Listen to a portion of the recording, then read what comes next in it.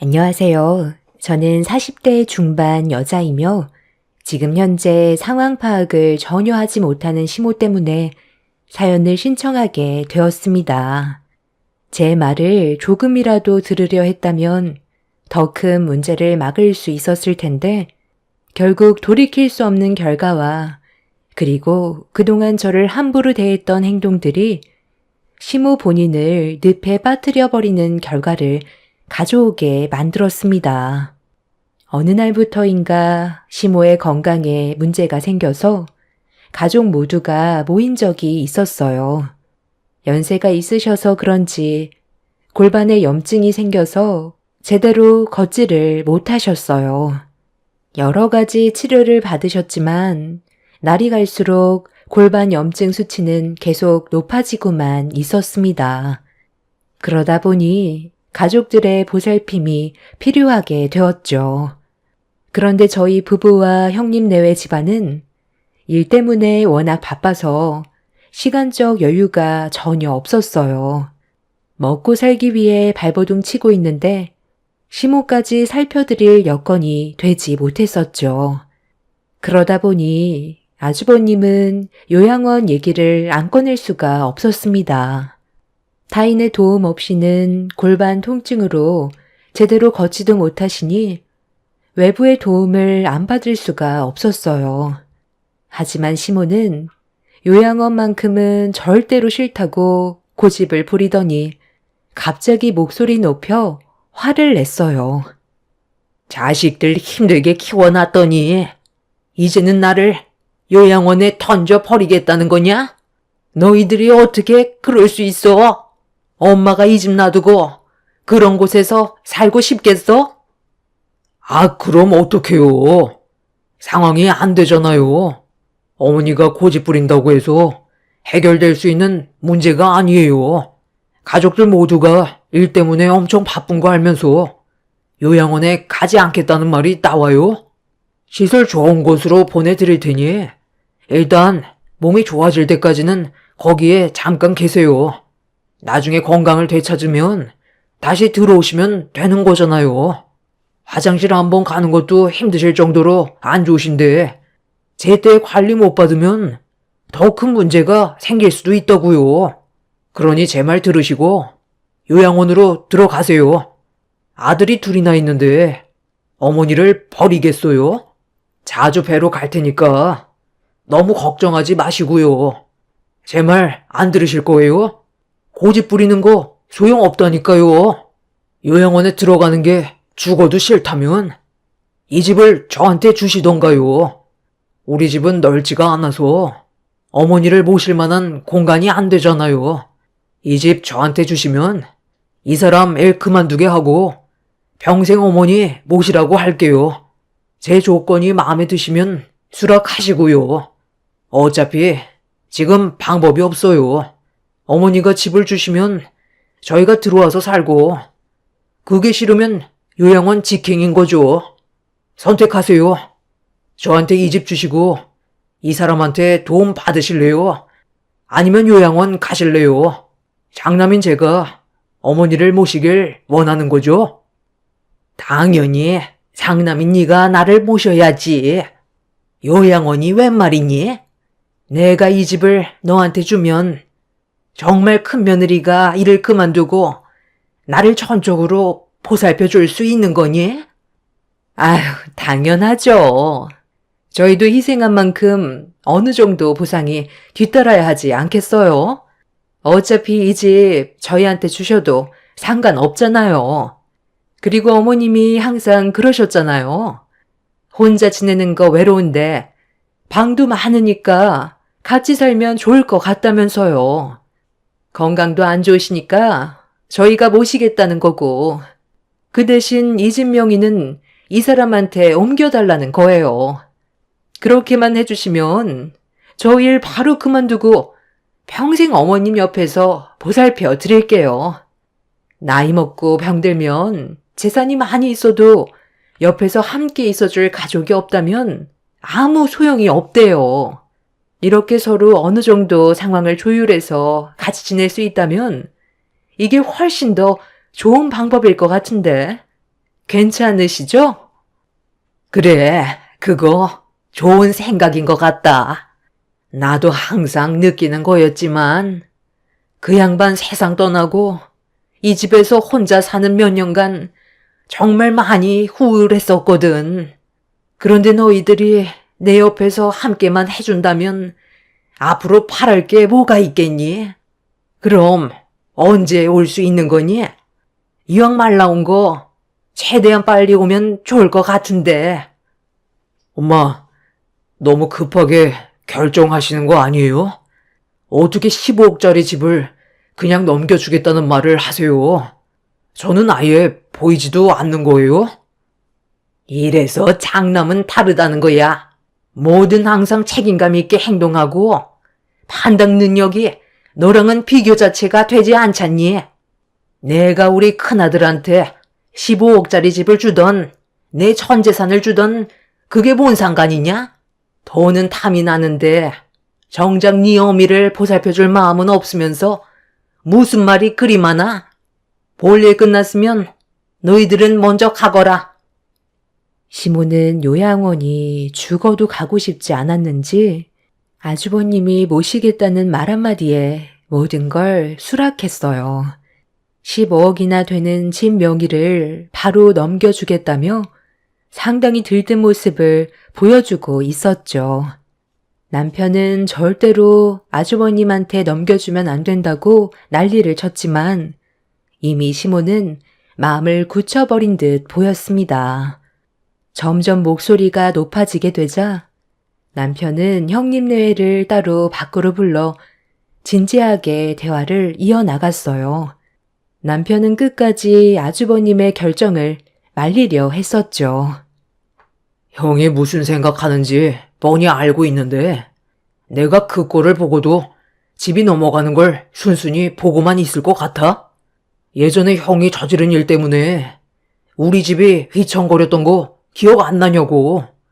그 많은 돈을 아버지가 어떻게 갚으셨고 힘들게 가정을 일으켜 세운 거 옆에서 전부 다 봐왔으면서 엄마한테 그 집을 달라고 해? 그럼 네가 어머니 보살펴 드릴 거냐? 그거 아니잖아. 너희 영수가 일까지 그만두고 애들 보면서 우리 어머니까지 살펴드려야 해. 그럼 이 정도 받는 건 아무것도 아니잖아. 네가 하지 않을 거면 쓸데없이 내 계획에 찬물을 끼얹지 마라. 얼굴 붉히는 게 얼마나 피곤한 일인지 알아? 아주버님은 남편과 더는 대화할 필요가 없다고 느꼈는지 집으로 들어가 버렸어요. 남편은 시모에게도 계속 설득하면서 다른 방법을 찾아보는 게 좋을 것 같다고 설득을 하려 했지만 시모는 이미 남편의 말을 전혀 들으려 하지 않았어요. 그렇게 한참 동안 대화로 해결해 보려 했지만 아무것도 달라진 건 없었고 결국 상처만 남은 채 집으로 돌아오게 되었습니다. 그날 이후 남편은 몇 번이나 시댁에 찾아가 시모와 진지하게 대화를 이어나갔지만 시모의 마음은 완강했었고 집 문서가 아주버님의 손에 들어가 버렸어요. 그리고 형님네회는 전에 살던 곳을 정리하고 정말로 시댁에 들어와 시모를 보살피며 살기 시작했어요. 몇 달간 불평불만 없이 잘 지내는 것 같아 보이길래 남편과 저는 좀 더 상황을 지켜보기로 했었죠. 그런데 항상 저희 부부가 느끼고 있었던 불안함은 예상한 대로 터지게 되었고 어느 날 형님네회가 시모를 모시고 연락도 없이 저희 집에 왔을 때 결국 우려했던 사건이 터져버리게 되었네요. 지수씨, 그동안 잘 지냈어요? 며칠간만 저희 어머니 좀 부탁하려고 왔습니다. 내가 볼 일이 좀 있는데 집사람을 데리고 지방에 좀 다녀와야 하거든요. 그 기간 동안 저희 어머니 혼자 집에 방치해둘 수 없어서 모시고 왔습니다. 며칠 정도야 그렇게 해줄 수 있죠? 어차피 다음날이 주말이라 그게 상관없잖아요. 나도 이참에 너희들이 어떻게 살고 있는지 궁금했었는데 잘 됐네. 내가 못 올 곳에 온 것도 아닌데 다들 왜 표정들이 그래? 무슨 문제라도 있는 거니? 적어도 연락은 하고 오셔야 되는 거 아니에요? 왜 항상 저희 입장에서는 조금 더 생각해 주려 하지 않죠? 개인 사정이라는 게 있는 건데 무턱대고 찾아오면 저희도 난감하죠. 저는 이런 식으로 찾아오는 거 정말 안 좋아하거든요. 일정 때문에 바쁘기도 하고 가족이라고 무조건 받아줄 필요 없는 거잖아요. 너 어머니 앞에서 지금 그게 무슨 말버릇이야? 여기까지 모시고 오는 것도 얼마나 힘들었는지 알아? 너를 낳아주신 어머니인데 어떻게 그런 말을 할 수가 있어? 아주버님, 앞뒤 안 가리고 무작정 찾아와선 어머님을 떠밀듯 밀어내면 아무것도 준비가 되어 있지 않은 저희 입장은 어떨 것 같아요? 며칠 전에 미리 전화 한 통만 줬더라도 이렇게까지 예민하게 반응하지는 않죠. 장남이라고 어머님 모신다고 집까지 가져갔으면 끝까지 책임을 져야 되는 거 아니에요? 저희는 지금 남아있는 방도 없고요. 집 정리도 되어 있지 않아서 어머님을 편하게 모실 수 없어요. 그리고 그때 분명 설명 드렸을 텐데요. 저희는 모시는 거 반대한다고요. 그동안 아무리 열심히 노력해도 장남인 아주버님한테 모든 게 다 돌아가는데 뭐하러 어머님을 모셔요? 제 입장도 똑같으니까 그만 살펴가세요. 어머, 동서. 말 참 웃기게 한다. 동서네만 노력했어? 우리는 뒷짐만 지고 있었던 것 같아? 동서 모르게 우리도 정말 많이 챙겨드렸었다고. 잘 알지도 못하면서 함부로 판단하지 않았으면 좋겠네. 어머님이 설명 좀 해주세요. 저희 아예 두 손 두 발 놓고 있었어요? 저 말은 정말 너무 억울하잖아요. 내가 잘 알지. 그네들이 가끔씩 찾아와서 같이 시간 보내주고 몸이 힘들어서 하지 못했던 것들 해결해주고 가기도 했었다. 너무 안 좋게만 보려 하지 말고 서로 가족이면 이해하고 조금씩 필요하면 충분히 좋은 가족관계가 형성될 텐데 왜 이렇게 못 잡아먹어서 한달이야? 입구 막지 말고 좀 비켜라. 힘들어 죽겠다. 시모는 저희 부부를 밀친 뒤 집 안으로 무작정 들어왔어요. 형님은 시모를 부축해드리면서 소파에 앉혀드렸고 저는 그 모습을 보면서 너무 어이가 없어 헛웃음밖에 안 나왔습니다. 남편이 뭐 하는 거냐고 화를 냈지만 형님 내외는 아예 남편을 무시했고 시모는 힘들어 죽겠다면서 소파에 눕더니 저에게 방 하나 정리해달라며 배까지 고프다고 들어오자마자 이것저것 주문을 했습니다. 기가 차서 말도 안 나오는데 시모는 당연하다는 듯 뻔뻔한 모습으로 저를 바라봤어요. 형님네한테는 눈치만 보면서 저희 부부한테는 막대하는 시모의 행동들이 너무 화가 났었죠. 그래서 참아왔던 불만들을 터뜨리려 하는데 남편이 흥분한 저를 붙잡곤 진정하라며 어쩔 수 없을 것 같다는 눈빛을 보내길래 짜증이 난 상태로 방으로 들어가 버렸습니다. 아주버님은 다음 주 월요일에 시모를 모시러 오겠다는 말 한마디 남겨둔 채 서둘러 돌아갔고 그렇게 시모는 저희 집에서 생활을 하게 되었습니다.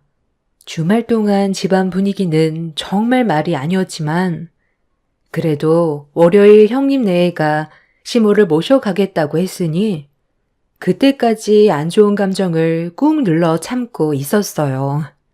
그런데 월요일 아침 일찍 오겠다고 분명 약속을 했는데 출근 시간이 다가오는데도 형님 네가 저희 집에 올 생각을 안 하길래 전화를 해본 순간 저는 뭔가 느낌이 좋지 않다는 걸 직감하게 되었고 남편도 몇 번이나 아주버님한테 전화를 해봤지만 이미 핸드폰의 전원은 꺼져 있는 상태였어요.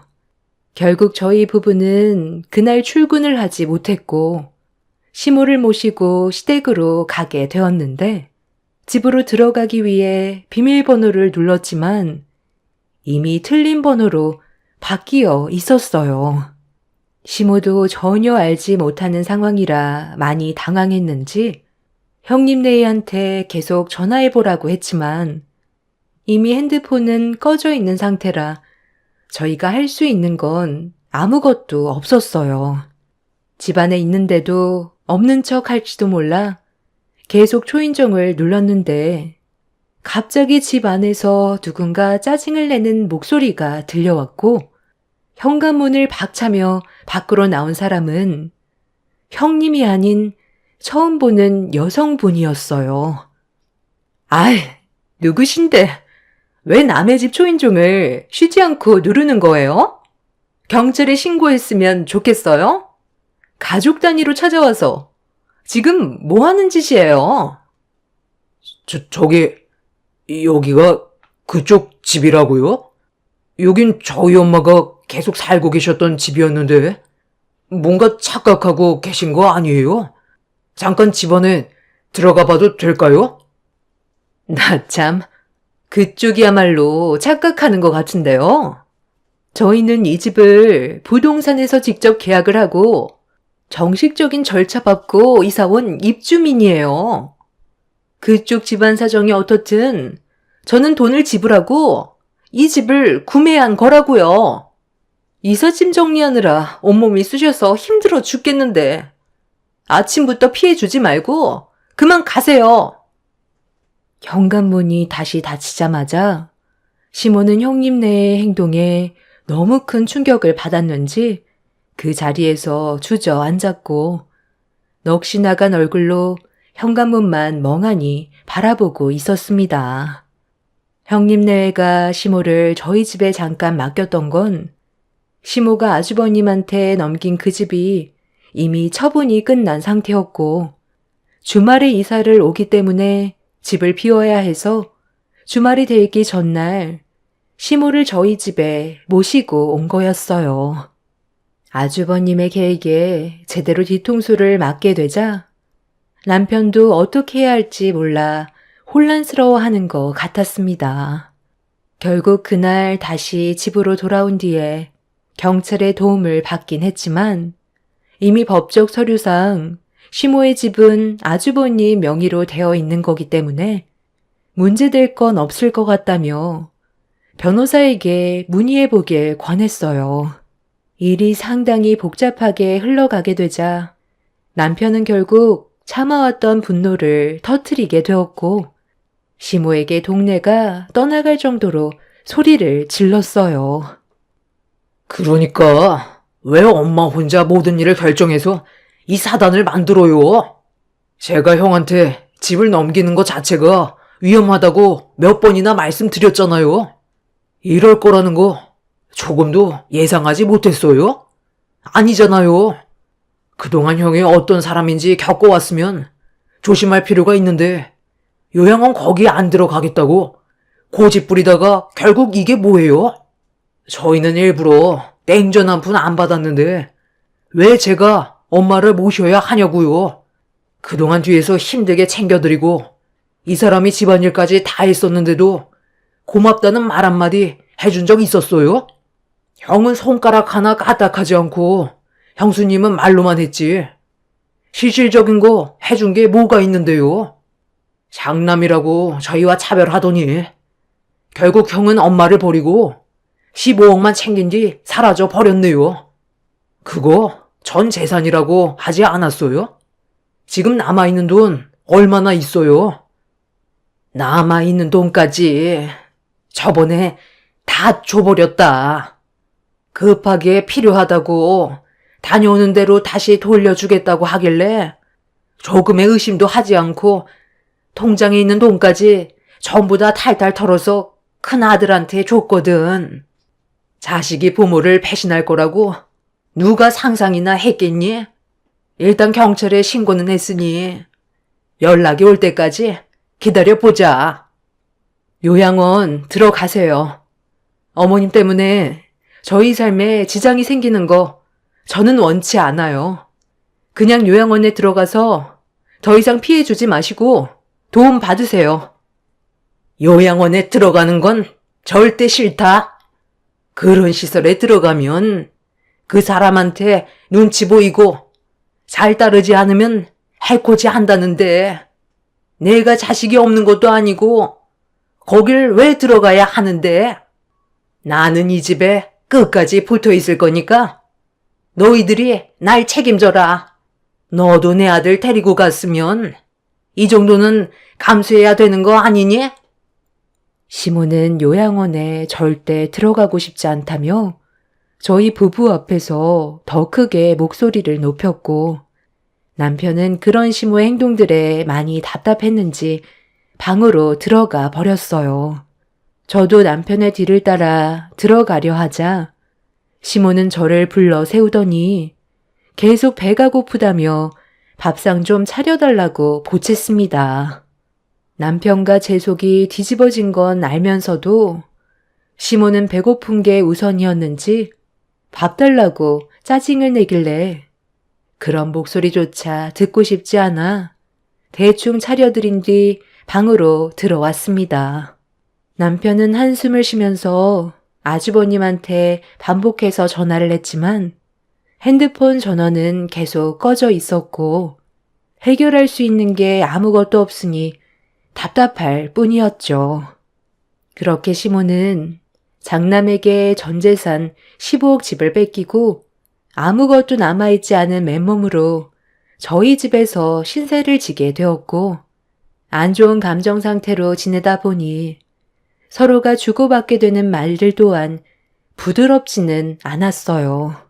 그래도 저는 할 도리 다 하면서 주어진 상황에 맞게 최선을 다하고 있었는데 시모는 그런 제가 마음에 들지 않았는지 차려진 음식들을 바라본 뒤 마음에 들지 않는다면서 저에게 한마디 했습니다. 바쁜 시간 쪼개가며 최대한 챙겨드리려 노력했는데 돌아오는 건 욕밖에 없다 보니 저 또한 좋은 말이 나올 수가 없었고 시모는 힘들게 차려드린 밥상을 뒤집어 엎으며 저에게 밥그릇을 던져 버렸어요. 내가 지금 너희 집에서 살고 있는 것도 서러워 죽겠는데 이딴 걸 음식이라고 내어준 거냐? 지나가는 거지도 안 먹겠다. 당장 다시 새로 차려내와라. 정말 가지가지 하네요. 애들 앞에서 지금 뭐 하는 짓이에요? 일도 바쁜데 회사에 눈치 봐가면서 남들보다 일찍 퇴근해서 애들 챙기고 정신없이 저녁 차려드렸으면 그냥 드시면 되지. 애들 밥 먹고 있는데 밥상을 엎어야 했어요? 어머님은 제가 얼마나 참을 수 있을 거라 생각하세요? 저 지금 거의 한계까지 도달했어요. 살짝만 건드려도 터지기 일보 직전인데 괜히 후회할 일 만들지 말고 제가 해드리는 거 그냥 드세요. 어머님이 큰소리칠 입장이 아니신 거 잘 알고 있으면서 이런 식으로 나오면 저 정말 못 참아요. 한 번만 더 애들 보는 앞에서 밥상 엎으면 그땐 어머님이고 뭐고 없다고요. 내가 이래서 너를 싫어하는 거야. 하늘 같은 셰미한테 태들기나 하고 항상 무시하니까 너한테 좋은 말이 나가겠니? 급이 안 맞아서 내가 살 수가 없다. 나는 항상 고기 반찬 올려놔야 하고 밥도 매일 새 밥으로 내어줘라. 반찬 가지수도 매일 바꿔서 10개 이상씩 준비해주지 않으면 입에 대지도 않을 거다. 아, 그래요? 그럼 드시지 마세요. 저야 밥상 안 차려드리면 속 편하죠. 앞으로 어머님이 알아서 차려 드시던지 아니면 그냥 굶던지 알아서 하세요. 시모는 제 말에 화가 많이 났는지 제대로 걷지도 못하면서 자리에서 일어나더니 저에게 다가와 갑자기 머리채를 잡아 끌었어요. 아이들이 보는 앞에서 시모에게 머리채를 잡힌 상황이 생기자 저도 너무 놀라 시모를 강하게 밀쳤고 아이들은 저와 시모가 뒤엉켜 있는 상황을 보곤 눈물을 터뜨렸어요. 이 일이 있기 전에 시모와 단둘이 있을 때 제가 마음에 들지 않는다며 머리채를 잡으려 했던 걸 몇 번 피한 적은 있었는데 애들이 보는 앞에서 제 머리채를 잡았다는 건 더 이상 참을 수가 없었어요. 사람이 참는 것도 한계가 있는데 시모는 전 재산 잃고 저희 집에 얹혀 살면서도 저를 막대하려는 행동들에 더는 좋게 넘어갈 수 없었고 시모와 한바탕 싸우는 사이 남편이 퇴근하고 집으로 들어와 시모가 제 머리채를 잡아 끄는 모습을 보자마자 시모를 밀친 뒤 저를 품 안으로 끌어당겼어요. 맥없이 넘어진 시모는 남편의 행동에 많이 당황을 했는지 눈시울이 붉어졌고 저는 헝클어진 머리를 정돈하면서 울고 있는 아이들을 방으로 들여 보냈습니다. 남편은 결국 이런 삶에 많이 지치고 힘들었는지 그 자리에서 어딘가에 전화를 걸었어요. 그리고 남편의 입에서 나온 한마디에 너무 놀란 시모는 남편한테 애원을 했지만 이성을 잃은 남편은 더는 함께 사는 건 어려울 것 같다면서 시모의 행동에 대해 용서할 수 없다며 부동산에 전화를 걸어 독거노인용 10만 원 사글세 있냐고 물어보았고 그 말을 듣고 있던 시모는 아픈 골반을 질질 끌면서 기어와 남편의 발목을 잡고 애원했어요. 너 정말 네 어미를 이 집에서 내칠 생각이니? 독거노인용 사글세빵이 웬 말이냐? 엄마가 그런 곳에서 살려고 너를 힘들게 키워온 줄 알아? 엄마가 지금 우리 집안을 어떻게 만들었는지 한번 보세요. 애들이 얼마나 놀랐고 무서웠으면 울음을 멈추지 않고 있잖아요. 애엄마 머리 좀 보라고요. 바쁜 와중에도 최선을 다해 엄마를 모시고 있는데 밥상까지 뒤엎어버리고 그릇까지 전부 다 깨져서 바닥이 이게 뭐예요? 엄마가 형한테 사기를 당해서 15억짜리 집을 뺏겨놓고 왜 이 사람한테 스트레스를 푸는 건데요? 엄마는 요양원에 들어가는 돈도 아까워요. 혼자 병들어 세상 떠나시던지 알아서 하세요. 마음 같아선 지금 바로 밖으로 내치고 싶은데 저를 낳아주시고 키워주셨으니 10만 원짜리 사글세빵 정도는 구해드릴게요. 먹을 것도 가끔 넣어드릴 테니 가족의 품에서 함께 지냈던 시간들이 얼마나 소중했는지 한번 느껴보세요. 엄마 때문에 저희 가족이 무너지는 건 더 이상 지켜볼 수 없어요. 남편은 그날 난장판이 된 집과 가족 모두가 힘들어하는 모습을 보곤 더는 참을 수 없었는지 부동산에 전화를 걸어 노인 혼자 지낼 수 있는 제일 저렴한 집을 알아봤어요. 시모는 잘못했다고 남편한테 용서를 구했지만 이미 되돌릴 수 없는 상황까지 오고 말았죠. 끝내 남편은 시모가 혼자 지낼 수 있는 집을 구해드렸고 단칸방에 들어가게 된 시모는 결국 눈물을 흘리면서 다시 예전으로 돌아갈 수 없냐고 과거의 행동에 대해 후회를 했지만 이미 남편은 결정을 내렸는지 시모를 두고 뒤돌아 버렸습니다. 지금 현재 형님 내외는 저희가 손을 써보기도 전에 이미 해외로 잠적해버려 많은 어려움이 있는 상태입니다. 앞으로 시모를 어떻게 해야 할지 모르겠어요. 단칸방에서 홀로 지내고 계시지만 저희 마음이 편하지는 않습니다. 매일같이 남편한테 전화를 하던가 저한테 전화를 해선 용서를 구하고 있지만 그동안 받은 상처가 너무 커서 솔직히 얼굴 보는 게 쉽지가 않네요. 남편이 오죽했으면 시모를 발만 뻗고 잘 수 있는 작은 원룸으로 보내버렸겠어요. 요양원으로 보내드리는 게 제일 좋은 방법인 것 같긴 하지만 남편은 그 돈조차도 아깝다며 자식 말을 듣지 않아 생기게 된 일이니 혼자서 감당하게 놔두라고 분노를 삭히지 못하고 있네요. 이런 안타까운 상황을 어떻게 헤쳐나가야 할지 잘 모르겠어요. 여러분들께선 저희 부부가 앞으로 어떤 식으로 이 문제들을 정리해 나가면 좋을지 의견 주시면 정말 감사하겠습니다. 사는 게 정말 쉽지가 않네요. 감사합니다. 안녕하세요. 저는 현재 38살이며 의사 생활을 하고 있습니다. 제가 여기에 사연을 올리게 된 이유는 살면서 그날에 겪었던 너무나 큰 충격을 받게 된 상황들을 도저히 이해를 할 수가 없어 여러분들께서는 어떻게 생각하고 계신지 들어보고 싶어 이렇게 글을 쓰게 되었습니다. 저는 아내와 결혼하기 전에 연애 기간을 좀 오래 했었습니다.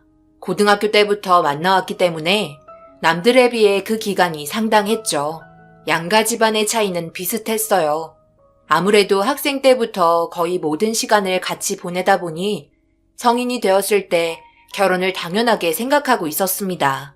아무래도 학생 때 여러 가지 상황들로 인해 학부모들끼리 만나는 시간이 몇 번 있었고 저와 아내의 관계를 알게 된 순간부터 양가 집안이 가까이 지냈었습니다. 그런 시간들이 지나오다 보니 저와 아내의 입에서 자연스럽게 아버님, 어머님이 나왔고 그런 부분들을 이해하고 인정해 주셨어요. 그렇게 저와 아내는 일찍이 결혼을 하게 되었고 저희 둘 다 의사의 길을 걷기 위해 열심히 공부했고 그 기간 또한 오래 걸렸어요. 그리고 남자로 태어나서 한 번은 다녀와야 하는 군복무를 이행해야 했습니다. 그리고 군의관으로서 최선을 다했었습니다. 문제는 가족들과 3년이라는 시간 동안 떨어져 지내야 했었어요.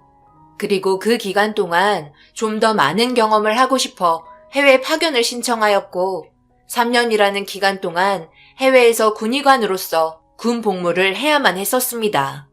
일반 군의관의 경우 당직을 제외하곤 일반 출퇴근이 가능하기 때문에 아내와 같이 있을 수 있는 시간을 만들 수 있었지만 의사로서 좀 더 넓은 세상을 보고 싶었고 여러 가지의 상황들을 경험하고 싶어 충분한 상의 끝에 결정하게 되었어요. 학생 때부터 항상 무엇이든 결정을 할 때 서로 의논을 했고 그 문제를 함께 헤쳐나갔습니다.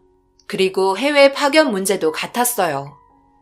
이번 신청이 마지막으로 알고 있는데 갔다 오게 되면 전역할 때까지 한국에 들어올 일은 없을 것 같아. 그래도 의사로서 더 많은 경험을 해보고 싶고 앞으로 도움이 될 수 있는 경우들도 생길 것 같아 다녀오고 싶은데 어떻게 생각해?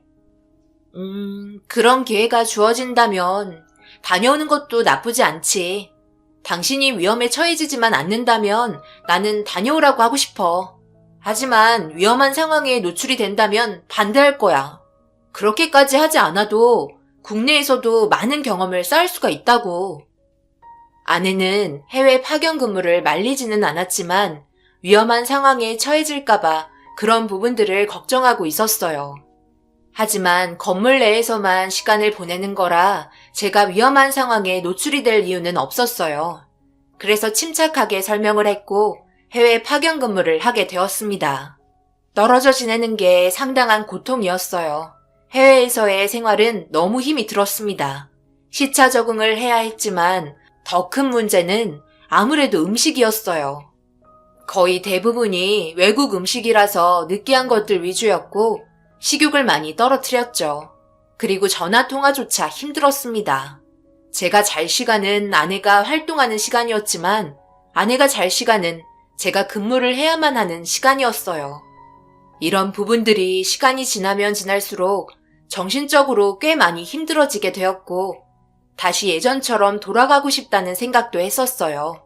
하지만 이미 엎어졌기 때문에 무조건 3년을 채워야 한국 땅을 밟을 수 있었어요.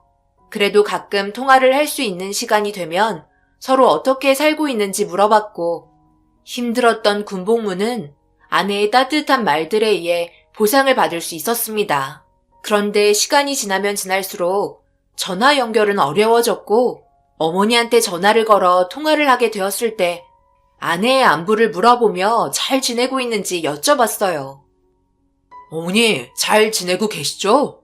다름이 아니라 요즘에 연우한테 연락도 잘 안 오고 전화통화가 안 돼서 무슨 일이 있을까봐 걱정이 돼서 전화 드렸어요. 제가 어머니한테 소식을 들을 수밖에 없잖아요. 별일 없는 거죠? 별일? 당연히 없지. 무슨 일이 있겠어? 서로 바쁘다 보면 통화를 못할 수도 있는 거지. 연우가 아무래도 의사 준비 때문에 정신없다 보니 연락하는 걸 계속 잊어버리나 보다. 엄마가 다음날 통화해 볼 테니 너무 걱정하지 말고 문자라도 하라고 전해줄게. 어머니와의 통화를 끝으로 아내의 연락을 기다렸고 다행히도 그동안 많이 바빠서 제대로 연락을 하지 못했다는 소식을 듣게 되었어요. 시차의 문제로 상당히 힘들었죠. 답답한 시간은 어느덧 1년밖에 남지 않았고 하루가 빨리 지나가길 바라는 마음밖에 없었어요. 파견 생활 처음 했을 때의 다짐은 어디 가고 빨리 집으로 돌아가고 싶은 생각만 머릿속에 꽉 차게 되었습니다.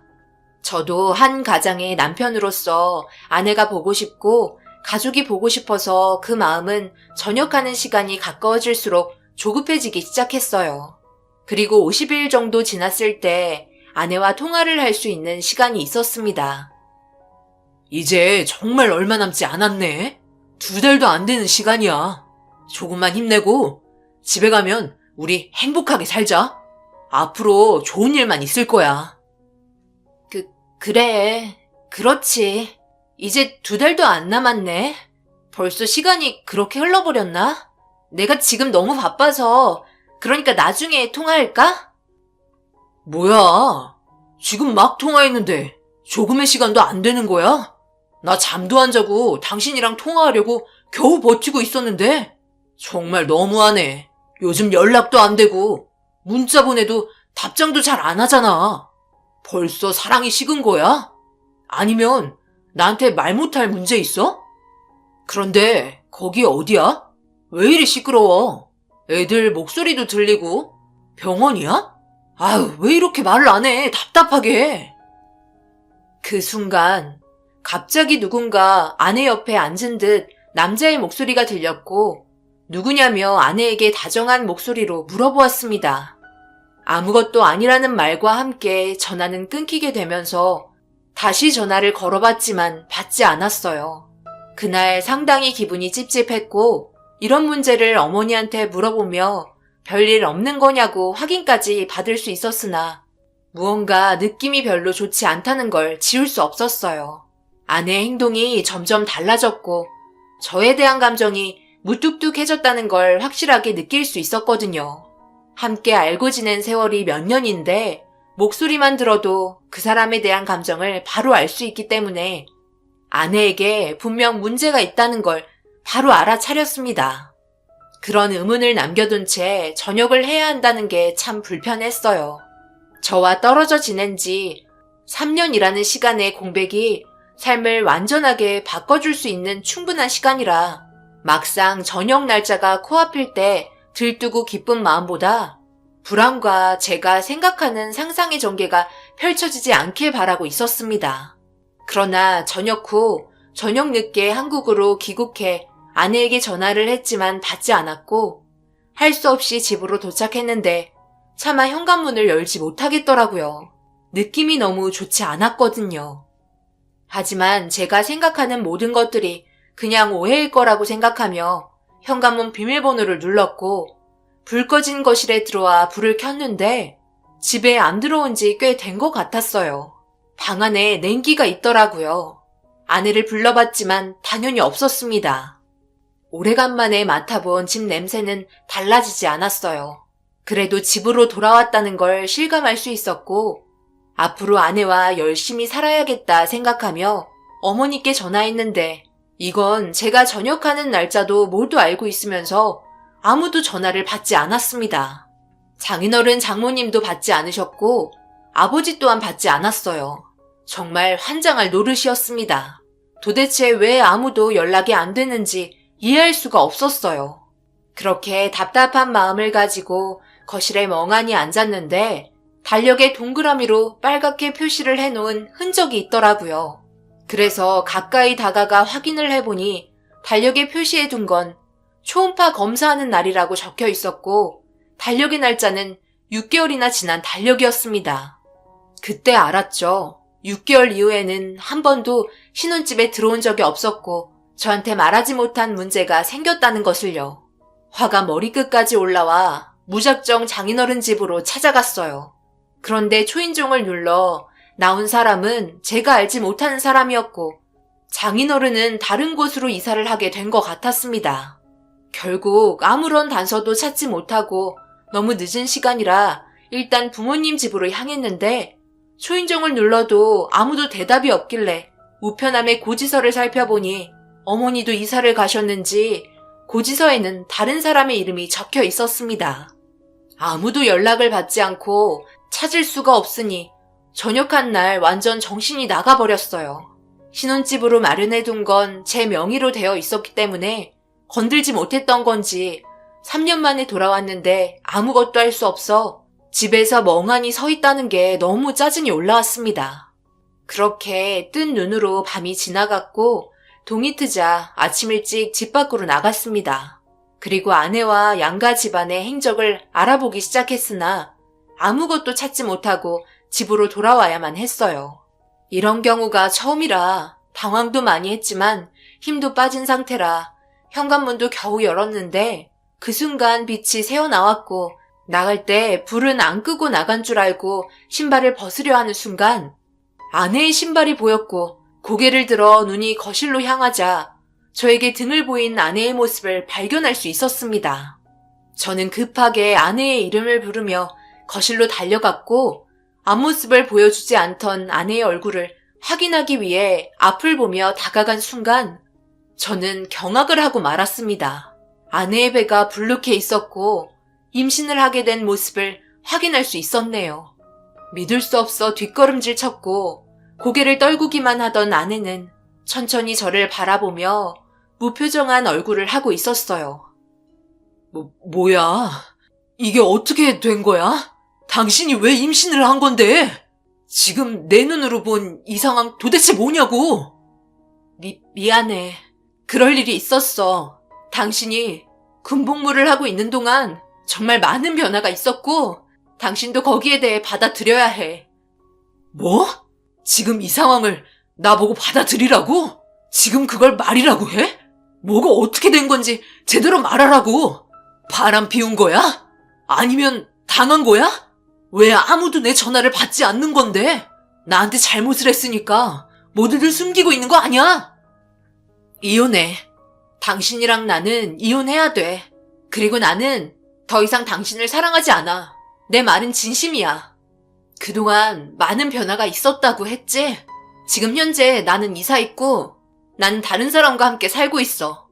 이혼 위자료와 상간 소송에 관한 위자료는 법적으로 해결해서 보상해주면 되니까 당신은 그냥 위자료 받고 떠나면 돼.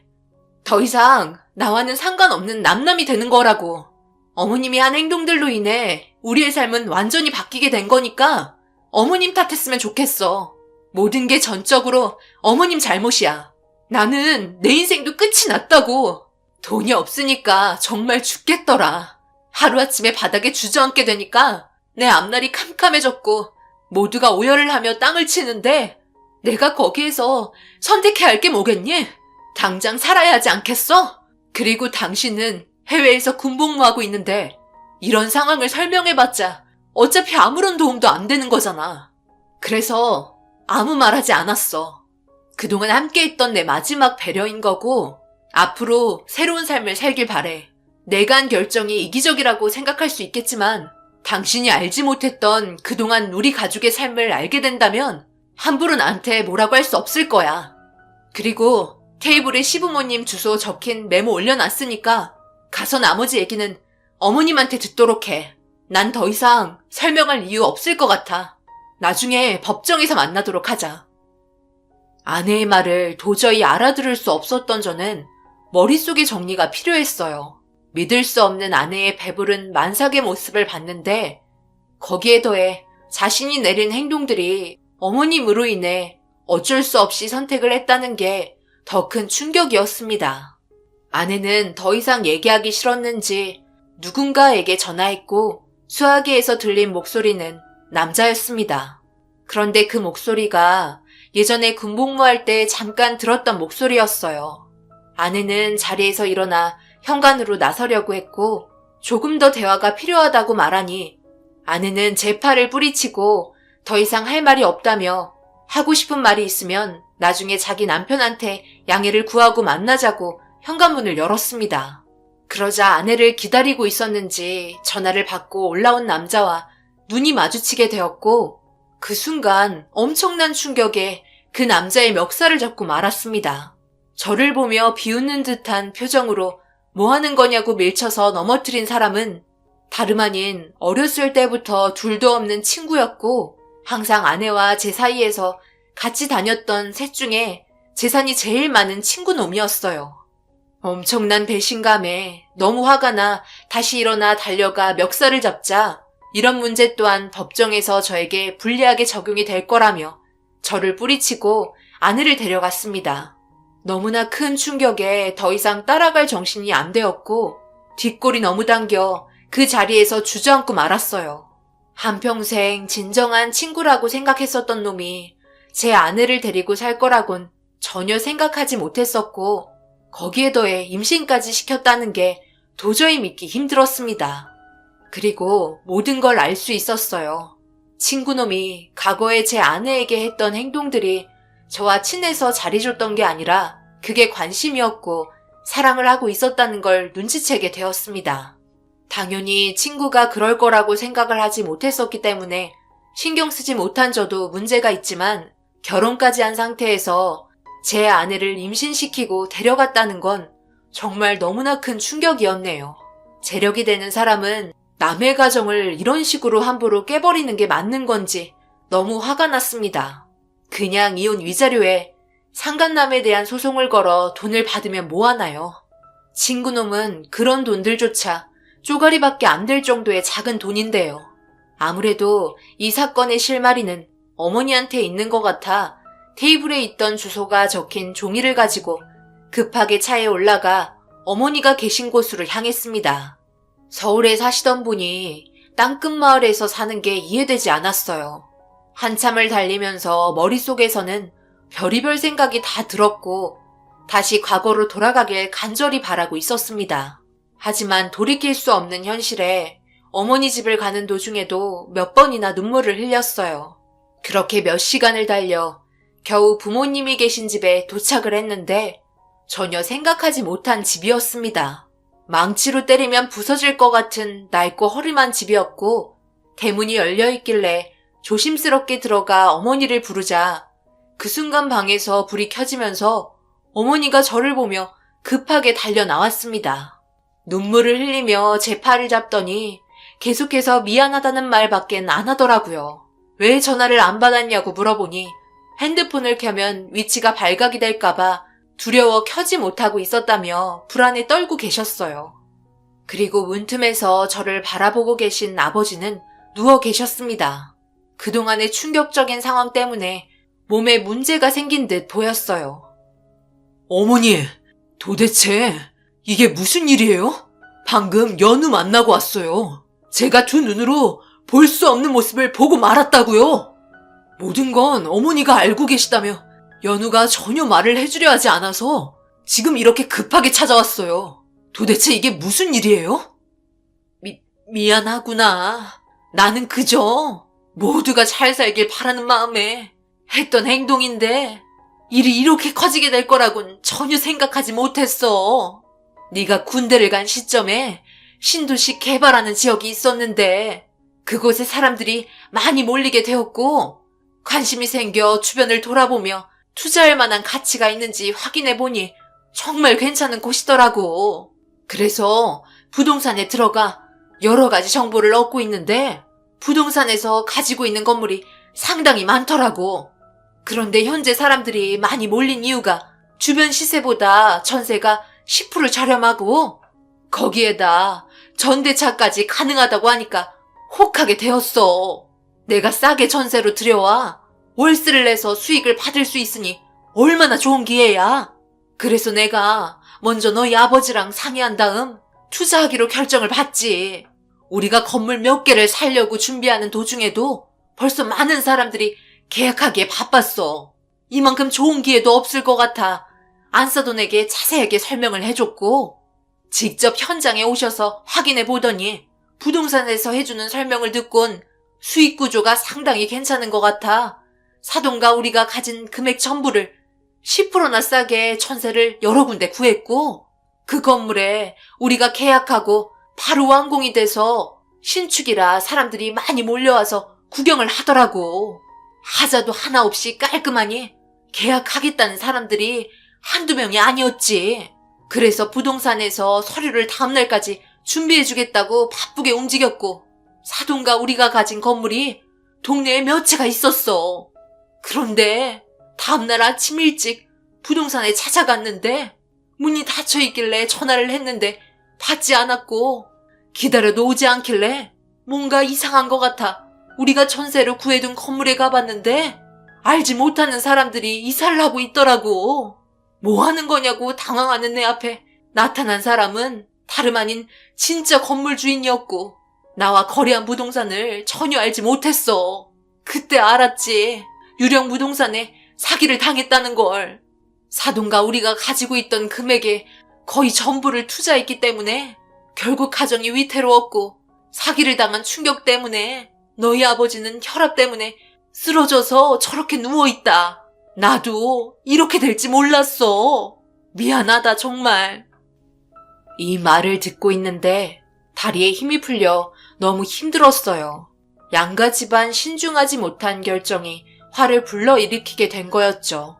그동안 가지고 있던 재산을 모조리 사기당해 양가 집안 위태로워지자 이런 위기 속에 나타난 남자는 내 친구였고, 처가 쪽의 상황을 전부 다 알게 되면서 도움을 주려고 나타나게 되었습니다. 아내와도 워낙 친했고 오래 봐와서 그런지 아내는 제가 없는 동안 친구에게 꽤 많은 의지를 한 것 같았어요. 집안이 위태로워지자 기댈 곳이 필요했겠죠. 결국 아내는 친구의 재력에 눈을 돌리게 되었고 저와의 인연을 끊고 싶었던 겁니다. 이런 문제들이 있었다는 게 도저히 믿기 어려웠어요. 그리고 양가 집안을 상대로 사기를 친 일행들은 해외로 잠적한 것 같다는 말을 하였고, 이런 상황들이 있었다는 걸 듣게 되자 아내에게 전화를 할 수가 없었습니다.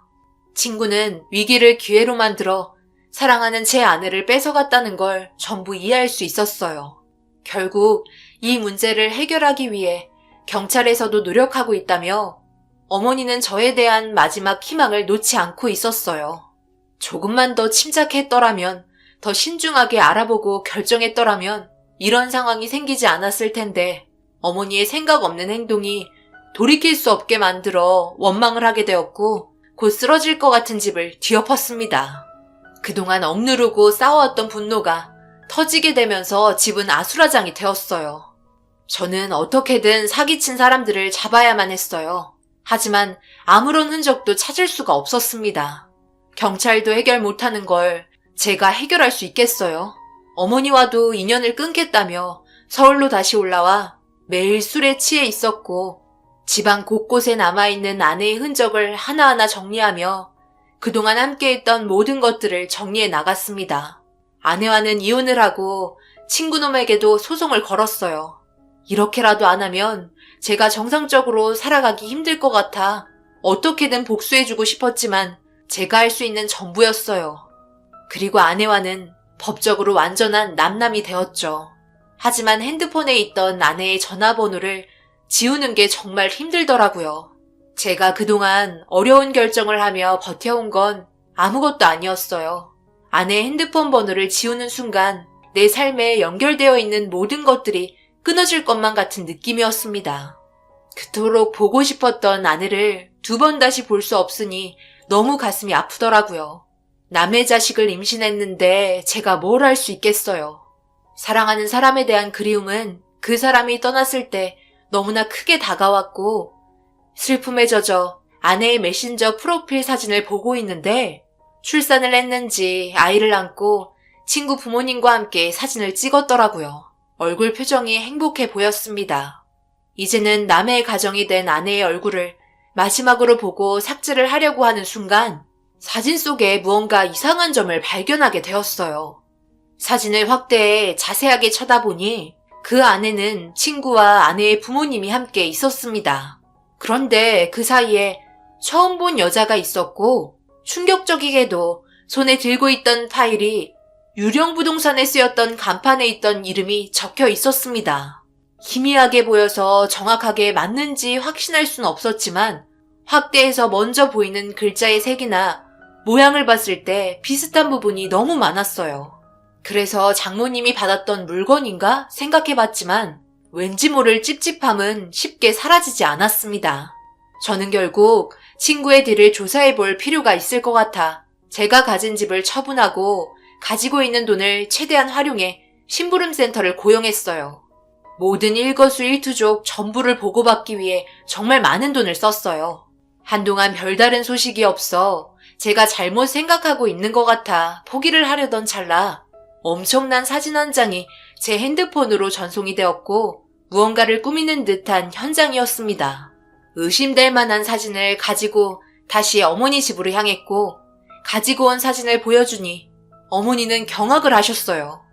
자신에게 사기를 친 부동산 여자라며 흥분을 가라앉히지 못했습니다. 확실한 증거물이 확보가 된 상태였어요.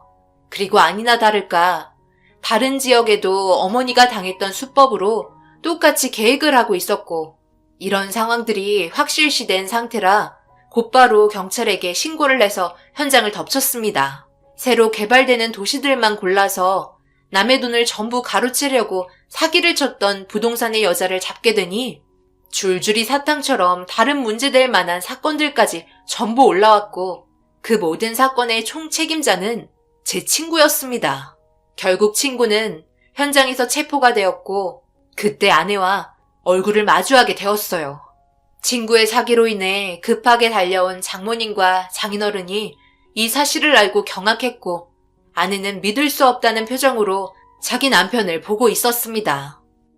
이런 식으로 계속 사기를 친다면 결국 잡히게 될 거라고 생각 못했어? 떳떳하게 돈을 벌며 살아야지. 감히 우리 집을 건드려? 사기? 당하는 놈들이 문제 아냐? 자기들 이익을 위해 사기인지 아닌지 판단하지도 않고 앞만 보며 달려온 놈들이 문제 아니냐고. 그리고 네가 지금 나한테 그런 말 할 처지냐? 너도 나한테 사기 당했잖아.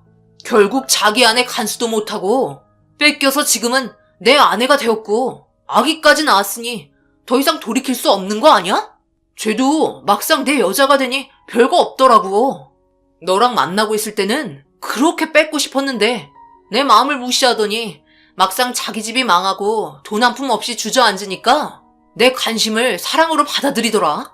그래서 살살 타일러서 데려오니까 따라오더라고. 새끼 강아지처럼 꼬리 살랑살랑 흔들면서 결국 내 재산을 보고 넘어온 거니 어쩌겠어. 그에 따른 감수도 당연히 짊어져야지. 넌 내가 구해준 줄 알아. 저런 골빈 여자랑 이혼했지. 거기에다 위자료까지 두둑하게 받았잖아. 내가 널 살려준 거야 임마. 앞으로 평생 고마워해라. 알겠냐? 그 순간 친구의 얼굴에 주먹을 날렸고 경찰서는 아수라장이 되었습니다. 아내는 주저앉아 눈물을 흘리며 자기 인생 책임지라고 난리를 쳤네요. 저를 바라보던 눈빛이 더 이상 보고 싶지 않아 법대로 진행하겠다며 경찰서에서 나왔습니다. 결국 친구라는 놈은 저희 집에게 사기를 친 죄와 다른 사람들까지 사기를 당한 이력이 너무 많아 그에 따른 죄질이 나빠 징역 5년을 선고하게 되었고 사기친 돈은 돌려받을 수 있었어요. 그렇게 다시 제자리로 돌아온 상태로 부모님은 한숨 돌리셨는지 저에게 고맙다며 눈물을 흘렸지만 아내의 집안은 말이 아니었어요. 온몸이 만신창이가 되어 있는 상태였죠. 아기를 안고 저를 바라보던 눈빛은 아직까지도 잊혀지지가 않네요. 자기를 용서해달라는 눈빛이었지만 차마 입이 떨어지지가 않았던 것 같습니다. 그런 모습을 보고 과감히 뒤돌았고 저는 현재 제가 목표로 했던 의사생활에 전념하고 있어요. 그리고 이후에 어떻게 살고 있는지는 전혀 알지 못했어요. 핸드폰에 있던 전화번호도 삭제했으니까요. 결국 자신이 내린 결정으로 인해 이런 상황까지 오게 되니 참 안타깝습니다. 의사가 되겠다며 열심히 하던 아내가 사기친 놈의 자식을 가지게 되었고 빠져나올 수 없는 늪에 들어갔으니 어쩌겠어요. 자기 업보대로 생활해야죠. 저희 가정은 그래도 안정적으로 되어 다시 예전처럼 생활을 하고 있긴 하지만 어머니와의 관계는 아직도 풀어지지 않았습니다. 여러분들께서도 결정을 내릴 때 한 번 더 생각하고 알아보고 결정하시기 바랍니다. 잡아먹겠다고 달려드는 사람에게는 절대 이기지 못하는 것 같아요. 신중한 게 답입니다. 여기까지가 제가 겪은 사연이네요. 어려운 시기에 사기를 당할 수 있는 경우가 많으니 항상 조심하시고요. 하시는 일이 뭐든지 잘 해결되시길 바랍니다. 감사합니다.